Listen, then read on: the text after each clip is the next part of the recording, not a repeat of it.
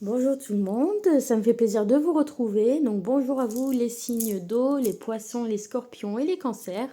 Je vous retrouve aujourd'hui donc pour votre tirage pour le mois de février.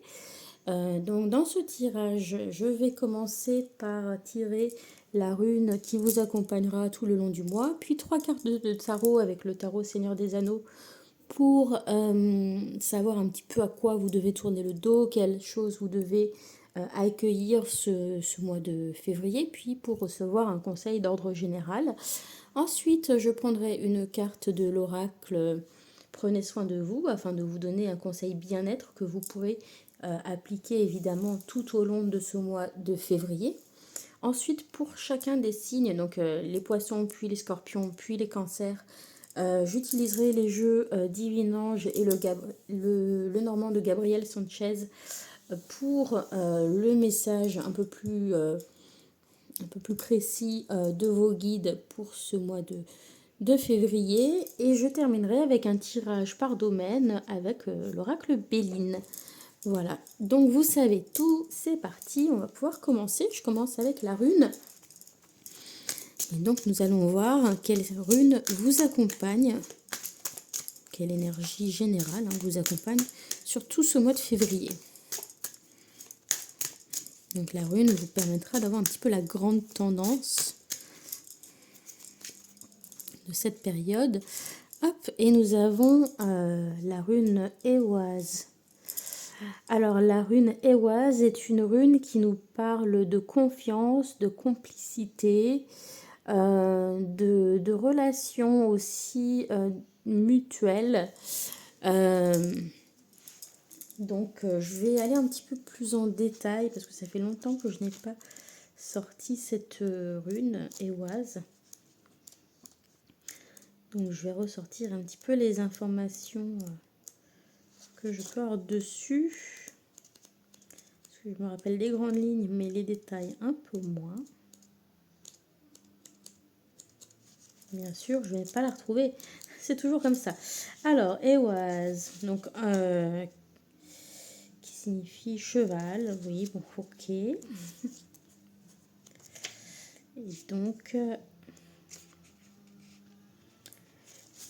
donc oui, ce qu'il faut retenir quand on regarde cette rune avec qui ressemble à un M, c'est avoir l'impression d'avoir deux chevaux qui se font face, vous voyez, avec l'encolure et puis la tête, et là aussi l'encolure et la tête face à face.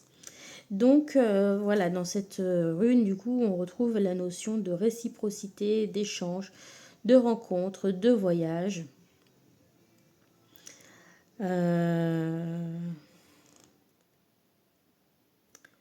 Donc ensuite, voilà aussi de la capacité de bouger conformément à nos attentes. Ensuite,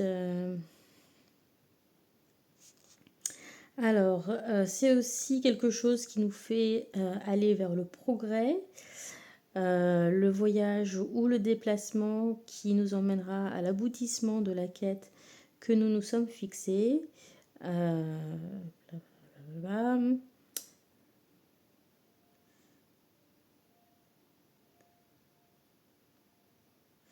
C'est aussi une rune qui permet le travail sur les relations en passant par les projets et le travail sur l'amélioration de soi. Voilà, donc c'est une rune qui est plutôt apaisante. Voilà, et donc elle vous indique que vous allez pouvoir bientôt aussi récupérer les fruits de votre labeur. Voilà. Alors, on passe au tarot. Ouais, cette année, j'avais décidé de ressortir les runes. Ça fait longtemps que je les avais pas trop utilisées.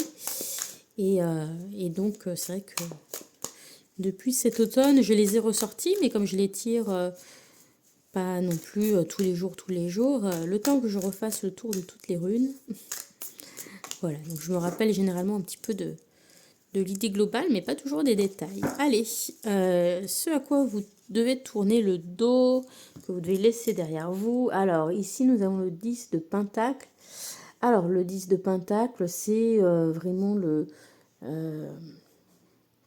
les biens matériels, nos possessions, ce que l'on transmet, etc. Donc, on laisse derrière soi peut-être certains objets dont on souhaite se détacher. Peut-être aussi, pour certaines personnes, ça peut parler de vente immobilière, de biens qui se vendent. On le laisse derrière soi, on passe à autre chose. C'est souvent dans ce domaine-là que j'ai tendance à tirer le 10 de Pentacle. Voilà, en tout cas, ça nous parle de transmission aussi. C'est la carte qui nous parle de l'héritage, de ce qu'on transmet aux autres. Donc voilà, peut-être aussi on laisse des choses derrière soi puisqu'on les transmet à d'autres personnes. Ensuite, l'énergie à accueillir. Alors, hop.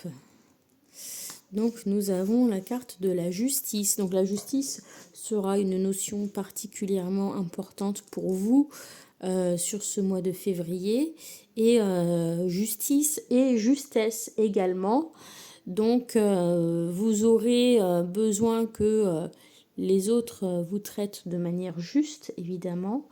Vous ne supporterez pas les injustices, mais cette carte aussi vous met en garde par rapport à vos propres comportements et vous rappelle qu'il faut faire ce qui est attendu, qu'il faut respecter les règles, car toutes vos actions ont des conséquences. Et donc particulièrement ce mois de février, si vous faites des choses qui vont à l'encontre des règles, etc., ça risque de vous retomber dessus. Et il faudra en assumer les conséquences. Voilà, donc on vous demande de garder une certaine justesse, une certaine équité dans ce que vous faites. Voilà, de vous montrer le plus juste possible, voilà, de faire attention aussi aux valeurs qui sont importantes pour vous. Je continue avec le conseil. Alors la justice aussi, des fois, ça peut parler aussi d'un verdict qui tombe d'une décision qui est rendue, etc. Donc voilà, il y a peut-être aussi une décision à accueillir aussi sur ce mois de février.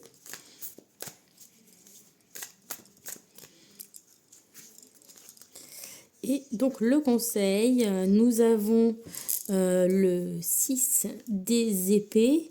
Et donc vous êtes invité à prendre du recul par rapport aux soucis que vous pouvez avoir ou prendre du recul par rapport à des situations qui sont peut-être un petit peu tendues.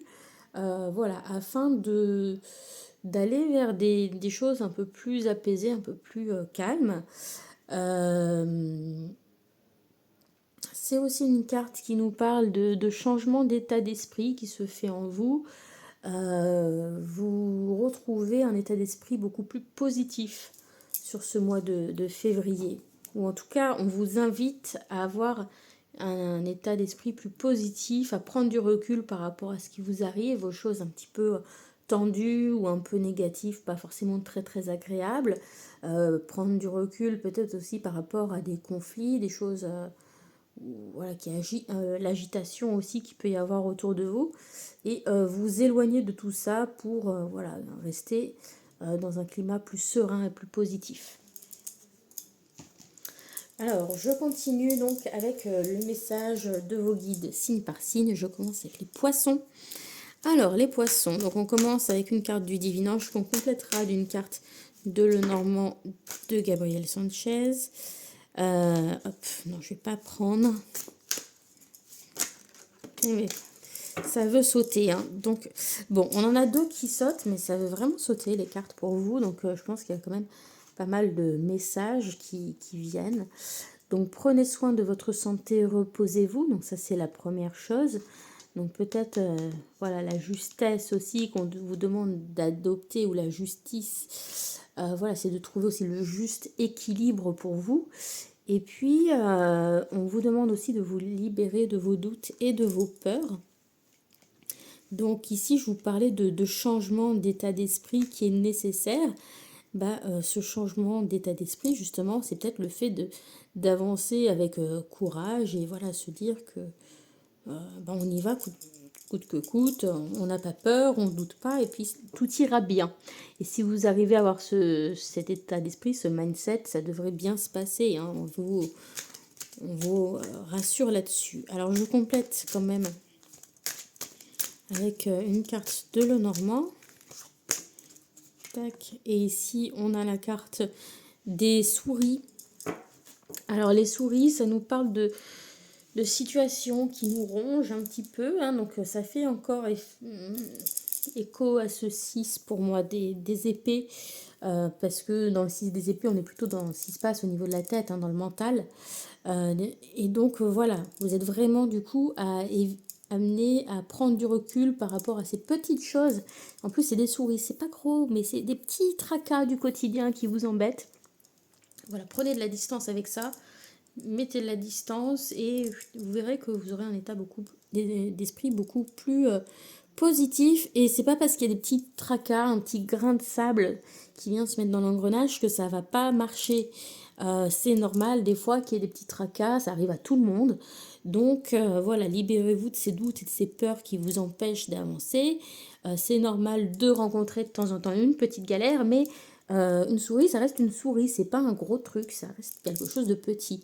Donc ne donnez pas une importance démesurée à vos doutes, à vos peurs, si c'est lié à des petits, voilà, des petits contretemps, des petits problèmes de choses qui se mettent pas en place.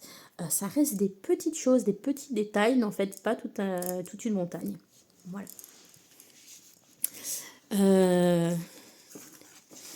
Donc ça c'était le message des scorpions, hein. Si je dis pas de bêtises, il me semble que les poissons, je vous ai déjà tiré votre message tout à l'heure. Je termine donc avec le message pour les cancers.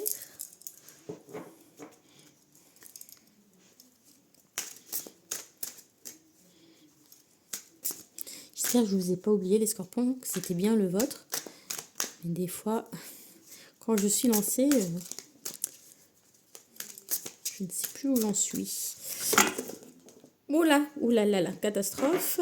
J'ai le jeu qui m'a glissé des mains. Il faut dire qu'avec le pied qui est installé juste au milieu devant moi, c'est pas toujours très pratique.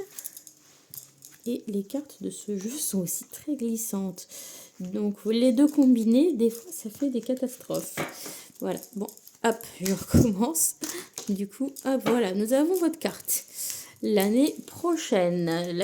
Donc les choses auxquelles peut-être vous pensez ou qui vont vous questionner, la réponse arrivera l'année prochaine ou la situation se débloquera et avancera réellement l'année prochaine. Alors, on va regarder dans quel domaine hein, ça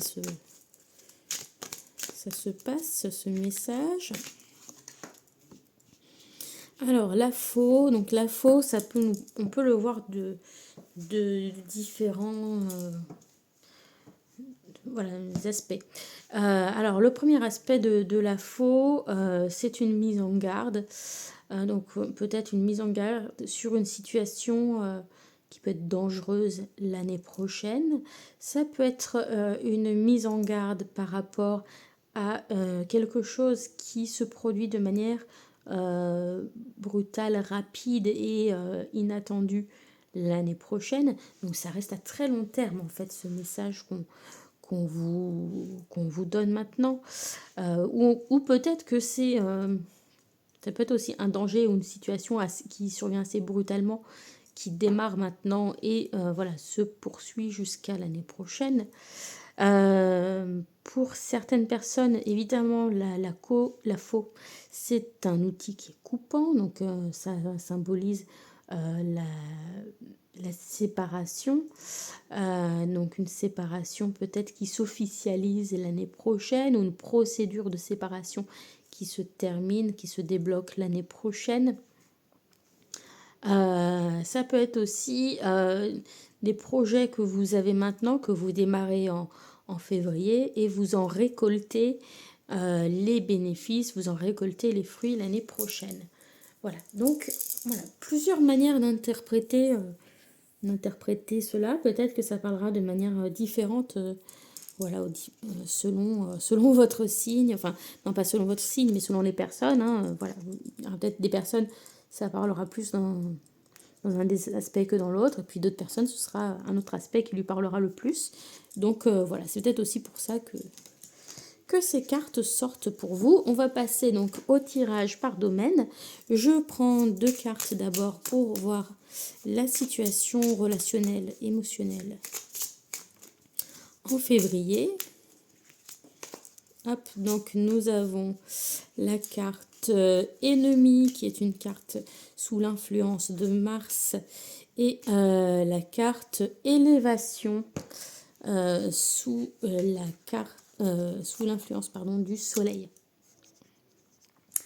Donc la carte ennemie dans le domaine relationnel, c'est pas forcément très très sympa parce que ça montre quand même que des relations peuvent être tendues, que peut-être certaines personnes ne vous veulent pas que du bien ou n'ont pas que de bonnes intentions envers vous. Donc il vous est conseillé de prendre un petit peu de hauteur pour y voir plus clair. Malgré tout, c'est quand même une bonne chose de finir sur cette carte qui est sous l'influence du soleil. C'est mieux dans ce sens-là que dans ce sens-là, vous voyez. Puisqu'ici, l'élévation, on a aussi une évolution par rapport à la situation. Donc on parle peut-être d'un début de mois où les relations sont tendues et la situation évolue positivement au cours du mois. D'accord. Donc besoin de prendre un peu de hauteur pour y voir plus clair et améliorer la situation. Et puis aussi peut-être que vous sortez grandi d'une situation un petit peu conflictuelle. Je continue avec le domaine professionnel.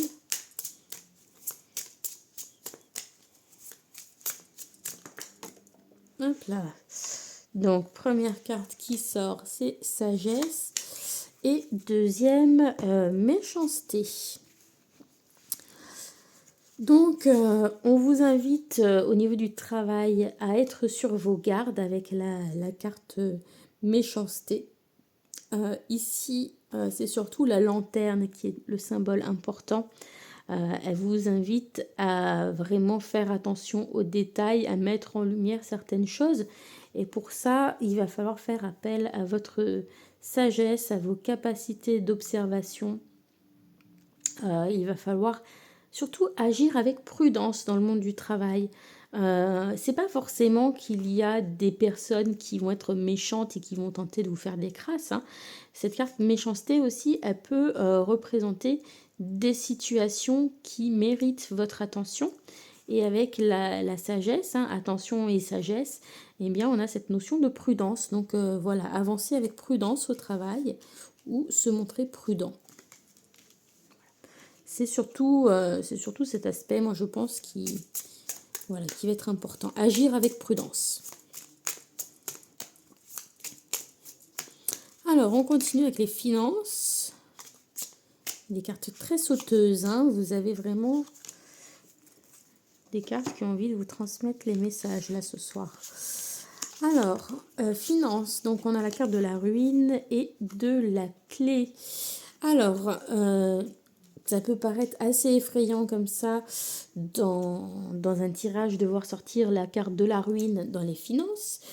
Mais c'est pas si mauvais que ça parce que ici la ruine nous parle de choses qui se sont passées justement dans le passé et voilà que vous avez continué de traîner avec vous comme situation pendant un certain temps, qui ont continué à impacter votre manière de faire, de penser, etc. Et là, avec la clé, vous avez la possibilité de trouver des situations pour passer à une étape différente ou pour résoudre les choses. Donc voilà, vous allez avoir des opportunités de débloquer les choses, d'avancer, d'ouvrir de nouvelles portes, de nouvelles perspectives sur le plan financier.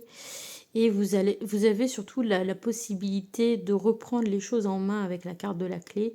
Voilà, même si vous avez connu des difficultés par le passé, eh bien là, voilà, vous avez vraiment cette possibilité de prendre les choses en main. Et ça, c'est plutôt positif du coup, malgré cette carte de départ qui était pas forcément facile. Je termine avec le domaine de la forme, de la santé, de l'énergie, etc. Allez, les deux cartes ont sauté. Hein, donc, nous avons la carte de la nativité et vol et perte. Donc, j'ai envie d'y voir quelque chose un petit peu en deux temps au niveau de la santé. Donc, on a avec nativité en début de période un regain d'énergie de jeunesse, hein, presque. Voilà, avec une énergie très, très forte, très solaire. Et on a un petit essoufflement sur la fin de période où ce regain d'énergie, ce renouveau se délite un petit peu sur ce mois de février. Peut-être d'ailleurs ça fait écho à la carte des souris, hein, que certains ont eu dans leur tirage personnel, où, puisque là on a une chauve-souris, ça m'y fait penser. Et puis on a aussi la souris, là, le rat. Peut-être que justement, voilà, ces petits tracas ont un impact sur votre santé et vous fatiguent un petit peu. Mais bon, voilà, globalement, c'est quand même... Il n'y a rien de dramatique, hein. Il y a quand même un beau regain d'énergie avec cette carte de la nativité.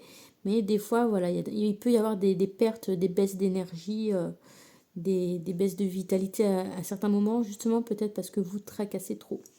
Voilà. J'espère que ces informations vous auront été utiles, qu'elles vous accompagneront pour ce mois de février. N'hésitez pas à me faire un retour si ça vous parle. Et je vous dis à bientôt.